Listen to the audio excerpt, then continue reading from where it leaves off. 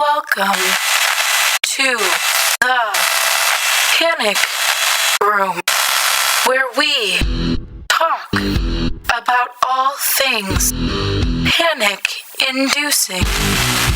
I am the Queen of Panic.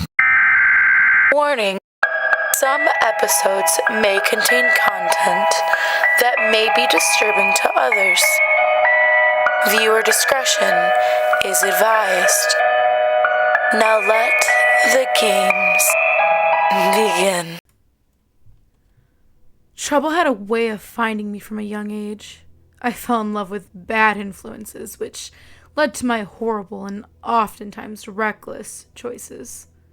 My illegal antics frequently brushed against the law. Countless close calls only fed my misguided sense of invincibility until one night, when my so-called friends and I made a huge mistake. The sky was a bruised purple, punctured with a million tiny diamonds, as my friends and I, fueled by beer and the lingering buzz of weed, huddled in my neighbor's garage, around a single flickering bare bulb, after sneaking inside. The air hung heavy with the metallic tang of oil, and the distant hum of the fridge thrummed like a low heartbeat. We had squeezed through the gap in the fence, the rough wood scraping against our skin, and settled into a circle in my neighbor's garage, as if we owned the place. My parents were away on a weekend trip, mistakenly assuming I was responsible enough to stay out of trouble. My friends and I sparked up a fat blunt. The acrid smoke stung my throat as I took a huge drag, feeling like a cartoon dragon exhaling a billowing cloud that hung thick and stagnant in the still air. Whether it was the smoke or just bad luck, I lost my balance and stumbled back, sending a toolbox crashing to the floor with a deafening clatter. A pool of spilled solvent previously unnoticed in the dim light glinted ominously. The metal tools clanged against it, and a spark erupted. A tiny flicker that ballooned into a monstrous flame in an instant. Panic spread faster than the rapidly growing fire.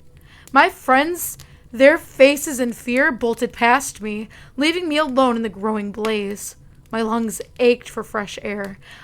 A desperate gasp trapped in my smoke-filled chest. With a surge of adrenaline, I ignored the searing heat and threw open the garage door. There stood Mr. Smith, my neighbor, his furious gaze piercing through the disheveled frame of his bathrobe. Without a word, he grabbed my collar and hurled me into the damp grass. Then he ran over to a fire extinguisher, his face grim with determination, and desperately attempted to save what remained of his burned-up garage. Mr. Smith, his face flustered with anger and the smell of singed fabric clinging to his bathrobe, barked into his phone, reporting the fire and our trespass to the police. Sirens wailed in the distance, a growing sound that mirrored the knot of dread tightening in my stomach. The police arrived swiftly. My friends, eager to save their own skins, wasted no time pointing accusations in my direction. From a legal perspective, the situation looked bleak. The authorities, their faces grim under the harsh glare of flashing squad car lights, classified my accidental arson as a criminal offense. The lack of intent mattered little in the face of the evidence. Trespassing, the remnants of the blunt, and the smoldering remains of the garage all painted a clear picture. The combination of our bad choices, trespassing, smoking weed, and the resulting fire left no wiggle room for leniency in the eyes of the law. The judge, a stern woman, pronounced my fate. 4 months in juvenile detention. Those months became an enforced period of introspection, a monotonous battle against regret with cold, sterile walls, oppressive silence. The clang of metal doors and the hollow thud of footsteps echoing my descent replaced the companionship I once craved. A month before completing my 4-month sentence, the court granted me conditional release. under the agreement that I repay the repair costs for Mr. Smith's garage. Every hard-earned cent I made over the next year went towards that repayment. A constant reminder, etched in both money and trust. The weight of my past clung to me like damp clothes. I trudged forward, one paycheck at a time. The air hung heavy in the house, thick with disappointment and the unspoken weight of my mistake. Mom sat beside me, her hands quivering slightly as she navigated through the sea of job listings on the unsteady glow of the monitor. I knew she was mad, heartbroken even, but beneath the anger, I saw love, a silent plea for me to understand the gravity of my actions. Dad, ever the pragmatist, sat across from us, a deep frown on his usually jovial face. Unlike Mom, his silence felt accusatory, a heavy weight that spoke volumes. The night went on, marked by the steady tapping of the keyboard. An hour in, we hit upon a job that looked promising. Pizza delivery driver wanted. It wasn't the dream job I had hoped for, but it was a start. My parents felt the change too. They looked at each other. Mom's face lit up with hope, and Dad almost smiled. Mom, a whiz with words, polished my resume, turning it from a jumbled mess into a presentable document. Dad, seasoned by his own job interviews, coached me on how to behave during an interview. His stern questions a hard but essential practice. In that moment, their unspoken support spoke louder than any words ever could. A week later, I found myself outside Luigi's Loafs, its name flaking in red above the entrance. The air was rich with the classic scent of an old pizza place, a blend of sharp tomato, melting cheese, and the sizzle of pepperoni. In one corner, stacks of flour-coated boxes teetered, and the walls, adorned with faded posters, showed cartoon chefs tossing heaps of toppings with exaggerated enthusiasm.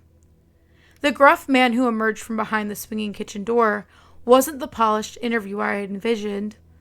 A flour-dusted apron clung to him like a second skin, and his voice boomed with a gruffness that could rival a foghorn. Desperation drowned my initial apprehension. I needed this chance. The interview itself was refreshingly short and to the point.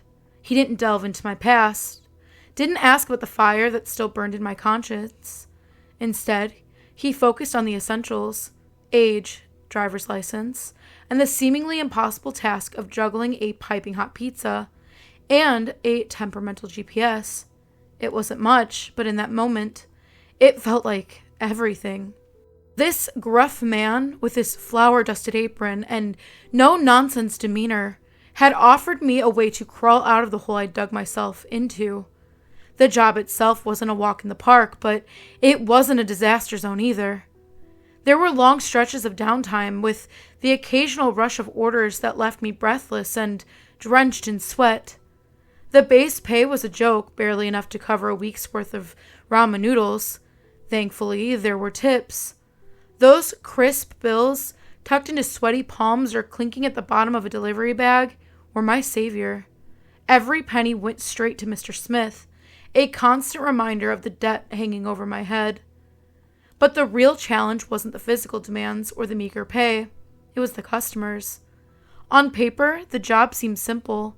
Deliver hot pizza, collect payment, smile politely.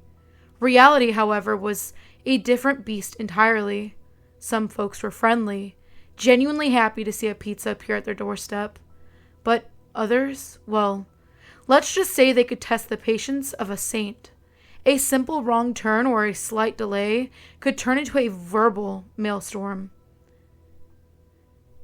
I'd had doors slammed in my face with enough force to rattle my teeth, endured accusations of stolen sodas with the indignation of a wronged king, and even faced down a few Karens demanding free pizzas for inconveniences real and imagined. Those moments made me question the very fabric of humanity, leaving me wondering if kindness was an extinct species. One night at work, the clock on the wall mocked me with its luminous green glow that seemed to say, "Almost there." Midnight had just struck, And the promise of freedom, a bed, a shower, anything but another delivery, hung close. Just as I was about to switch off the radio for the blissful silence of a closing shift, my boss's voice crackled to life. "Hey, one more delivery," he announced. I swallowed a sigh that threatened to be an all-out groan. 2 steaming pizzas were shoved into my arms, the cardboard boxes emanating a comforting warmth that instantly clashed with my dwindling patience. A greasy note stuck to the top held the address scrawled in messy handwriting and the delivery phone number that seemed to have more digits than usual. One glance at the GPS confirmed my suspicions. This delivery was far beyond the usual pizza radius, nestled deep in the heart of the quiet countryside. With a resigned sigh, I punched the address into the GPS, muttering a prayer to the tech gods for a decent route. The glowing screen pulsed with a suggestion, and the cheery voice announced a shortcut that promised a quicker route. Creek Road, or some variation of that, flashed across the screen, a name that conjured images of peaceful farmland and maybe a friendly cow or two. Out on that side of town, the streetlights gave way to a blanket of inky blackness and the occasional twinkling star. Deciding which turnoff was actually Creek Road became a guessing game. The dense woods pressed in on both sides, their rustling leaves creating a symphony of gentle sounds. Each twist and turn of the road had me second-guessing myself. Was I headed in the right direction? Was I lost with a car full of rapidly cooling pizza? In a last-ditch effort, I pulled the car onto the gravel shoulder of the darkened road, the headlights casting long shadows that danced across the uneven ground. Grasping at the greasy note, I punched in the phone number scrawled across it. The silence stretched on, with a rhythmic chirping of crickets in the background, hidden in the roadside grass. Just as I was about to hang up, defeated, a gruff voice crackled through the receiver. It was low and deep, yet strangely laced with a gentle drawl. "Hello." Relief washed over me like a tidal wave. "Hello, this is the pizza guy," I blurted out, my voice a touch higher than usual. "I'm having a bit of trouble finding your house." Another beat of silence followed. Then the man on the other end chuckled softly. "Don't worry, son," he drawled. "Driveway's real easy to miss. Looks more like a dirt trail than anything else. So if you go on down, if you done past the red barn, you're going to see a large oak tree with a tire swing hanging from a low branch. And then a little bit further down from that, you're going to see a rusty mailbox shaped like a red pickup truck. The driveway after that one on the right, that's mine." With renewed hope, I hung up the phone and gripped the steering wheel a little tighter. Turning cautiously onto the narrow dirt trail, I navigated slowly, my headlights cutting through the darkness like twin searchlights. The dust billowed behind the car, creating a hazy cloud that momentarily obscured the path ahead. After what felt like an eternity, but was probably closer to 30 seconds, a single-story house emerged from the gloom. It looked like a ranch-style dwelling, painted a warm yellow that seemed to glow ever so slightly in the darkness. A single light flickered in the window, casting a welcoming rectangle of golden light onto the porch swing. Clutching the 2 steaming pizzas, the cardboard boxes feeling pleasantly warm against my palms, I crunched across the graveled path towards the front door. No doorbell greeted me, so I rapped my knuckles against the weathered wood, the sound echoing hollowly in the still night air. Muffled music, something old from the 1900s by the sound of it, filtered from within the house. Footsteps shuffled towards the door, a slow and deliberate rhythm that sent a shiver down my spine. The steps stopped abruptly. A beat of silence followed. Then the door creaked open, revealing only a sliver of darkness within. A man peeked out from behind the door, his face hidden in shadow. The man behind the door seemed to be deliberately using it as a shield, his body hidden from sight. Hey, I stammered, the sudden silence thick and charged. "Pizza delivery, right?" "Yep, that's me," rumbled the voice, instantly recognizable from our phone call. An awkward silence descended once more, the old scratchy music from another time providing the only distraction. Desperate to break the tension, I blurted out, "Do you have the cash ready?" Yeah, hold on a second. he mumbled. His voice warmed despite the odd tension in the air. He shuffled back, the music momentarily replaced by the soft creak of floorboards. As a gentle breeze nudged the door further open, a sliver of light illuminated the interior, revealing a glimpse of a cluttered living room. However, the visual revelation was quickly overpowered by a wave of putrid odor that slammed into me with the force of a brick to the face. The stench was unmistakable, a cloying, sickening sweetness that made my stomach churn and my eyes water. It was the smell of death, and it instantly overshadowed the old music playing from inside the house and the man's friendly demeanor. The second stretched into a thick, uncomfortable silence. I shifted my weight from one foot to the other, the sound of the crickets outside growing louder in the absence of any other noise. It was getting ridiculous. This whole delivery had been weird. With a growing sense of unease, I rapped my knuckles on the open doorway again. Sir? My voice sounded strained, even to my own ears. A muffled response came from somewhere deeper in the house. Hey, could you come inside to the kitchen, please? The request seemed so odd, so out of place, that I blinked, momentarily convinced I had misheard him. Can you repeat that? I asked, needing confirmation. Hey, could you come inside to the kitchen, please? He repeated, his voice a touch more insistent this time, a hint of urgency creeping in that sent a shiver down my spine. My gut lurched. That wasn't in the training manual. My boss had drilled it into our heads to never enter a customer's house for safety and liability reasons. But in that moment, better judgment took a back seat to a misplaced sense of, well, I wasn't sure what to call it. Misplaced helpfulness, maybe? Against the gnawing voice of caution in my head, I found myself shrugging nonchalantly. I stepped cautiously into his house, the weathered floorboards groaning under my weight like the protests of a reluctant spirit. It wasn't just old. This house was a time capsule, each detail frozen in a snapshot of a bygone era.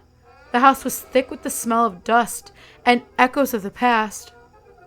The long, narrow interior stretched before me like a dimly lit tunnel.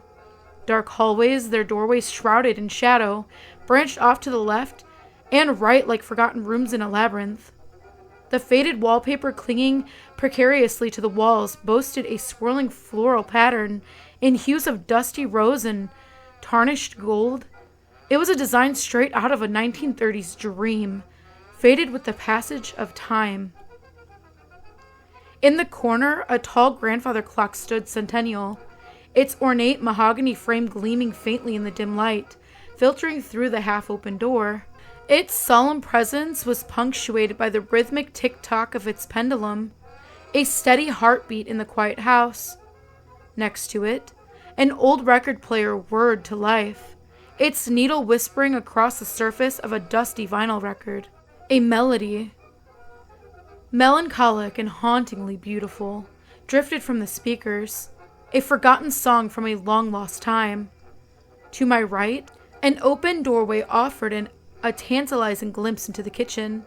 An old cast-iron stove, its once black belly worn smooth to a dull gray by countless meals, stood proudly against the far wall. Gleams of firelight danced in the chipped enamel surface, hinting at a pot simmering on its burner. A porcelain sink, its pristine white surface now yellowed and etched with the passage of years, nestled beneath a small window framed by lace curtains that were more yellowed than white. The man's voice, warm and slightly raspy, called out from somewhere inside the kitchen, but I couldn't see him. As I turned my head to the left, a narrow hallway extended before me, its right side lined with closed doors. At the far end, a dim, flickering light casted an unsettling glow on an old woman dancing in the hallway. She was completely naked, her back to me. She swayed and danced slowly to the 1900s music that was being played on the record player in the living room. She was feeling herself. I don't mean that she was confident or anything. I mean that she was literally touching her body in a disturbingly erratic manner. Her movements were slow, almost dreamlike, as she swayed to the music filtering in the living room. It wasn't a sensual dance, but rather an erratic exploration of her own body. Her arms swooped and her hands fluttered, tracing lines along her skin in a way that sent a jolt of unease through me. In my time as a pizza delivery guy, I'd seen my fair share of oddballs. A naked lady dancing to old music might sound funny to someone else, but what I was witnessing transcended humor. It was deeply unsettling. The way she moved with such a disconnect from the music, lost in a world of her own. Terror coiled in my gut as I wrenched my gaze away from the disturbing scene in the hallway.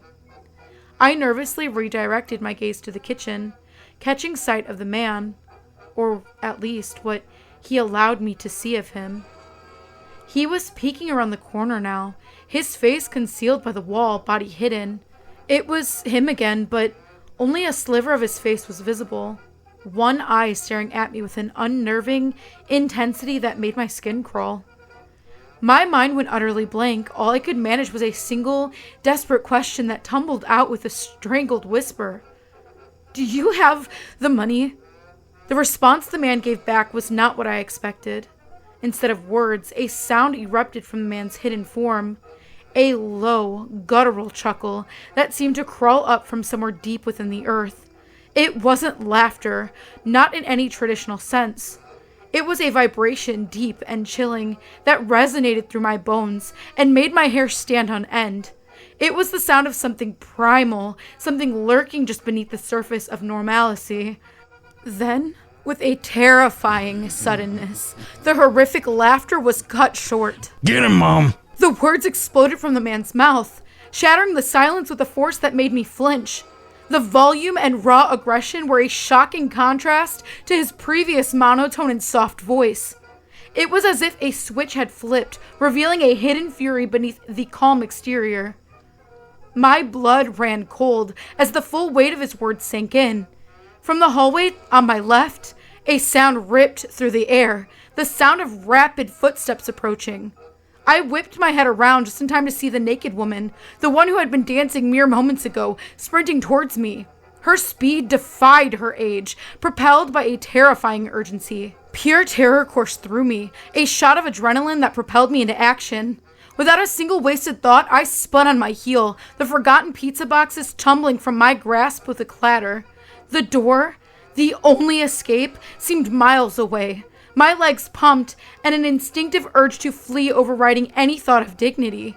I flung the door open with a crash, the hinges groaning in protest, and practically dove through the threshold. Reaching the car, I fumbled with the keys, momentarily cursing my trembling hands. The door flew open, and I virtually flung myself into the driver's seat, slamming it shut with another bone-jarring thud. In a heartbeat, the engine roared to life, the sound a beautiful symphony in the face of the chilling silence behind me. My foot slammed down on the gas pedal and the car lurched forward, tires spitting gravel as I tore out the driveway. As I sped away, the house receding rapidly in the rearview mirror, I couldn't resist a final glance back. Bathed in the pale moonlight spilling through the open doorway, I saw them. The man and apparently his mom, both completely naked, their forms stark and unsettling against the dark interior. Their faces were obscured by shadow, but the intensity of their gazes seemed to pierce the distance, following me even as I put more and more distance between us. Whatever was going on in that house was far from normal. I couldn't shake the overwhelming sense that their intentions were anything but innocent. It certainly wasn't about the pizza. Whatever secrets that house harbored, whatever abnormal dynamics existed between the man and his mom, I knew it was something I wanted no part of. I returned to work a few days later, the encounter at the house replaying in my mind on loop. Sharing my story with my coworkers was a mistake. Most of them laughed, just as I expected. Man, you got chased by a naked old woman? They joked. Their laughter felt hollow and insensitive, like a swarm of angry bees buzzing in my ears. Frustrated and shaken, I stormed into my boss's office, expressing my desire to never return to the job. He was aware of the court-mandated agreement and tried to persuade me to stay, saying, If you don't have work to accommodate your neighbor's garage, you'll end up right back in juvie. He warned. The thought of juvenile detention didn't hold the same weight it once did. Not compared to what I saw in that house. I don't care, I blurted out. I'd rather go back than continue working here. 4 weeks later, I finally landed a job at a local diner. The pay was decent, but after court fees and the court's mandated agreement to pay off my neighbor's garage, every penny counted. One night, on a late shift, the dinner wrapped me in its usual sensory tapestry. The sizzle of burgers on the grill, the dance of the waitstaff weaving through patrons, the symphony of cutlery and crockery from the kitchen. As I cleaned the table marred by ketchup smears and abandoned fries, my phone vibrated against my leg. I retrieved it and greeted the caller with an inquisitive, "Hello?" Silence. Then, ragged breaths filled the receiver, shallow and strained. Normally I would have hung up by now, but I faintly recognized something. The sound of music resonating in the static background of the call. I knew I'd heard the music before. I just couldn't remember where. I listened carefully, and it hit me like a ton of bricks when I realized that it was the same song. That old, scratchy tune from the early 1900s, playing faintly in the background. The same song I heard in that house. If you would like to submit your stories, please check out the Panic Within subreddit. I go over those stories that are submitted, and I go ahead and I narrate them. I say go over, but I narrate all of them. So if you're interested in something like that, go ahead and take a look in the description, and you'll find the link there. We also have a Discord. You can come and hang out and get spooky with me and other narrators. We post new content, up-and-coming videos, promotions, and we also just hang out and chat, and you can come and hang out with us there. If you're interested in that, link is also in the description below.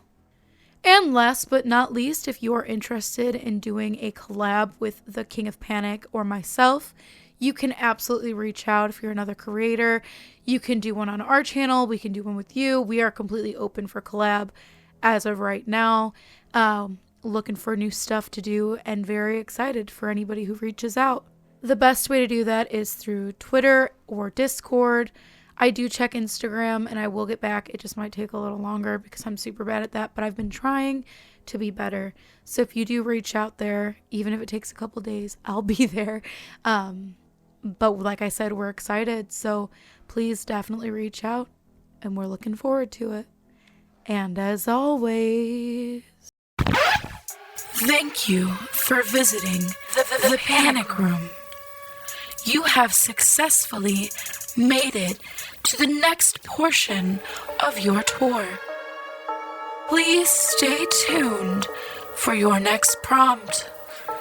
Click the like button and subscribe to receive notifications for when the next portion of your tour is ready to join. Thank you for watching. Don't let the panic drown you.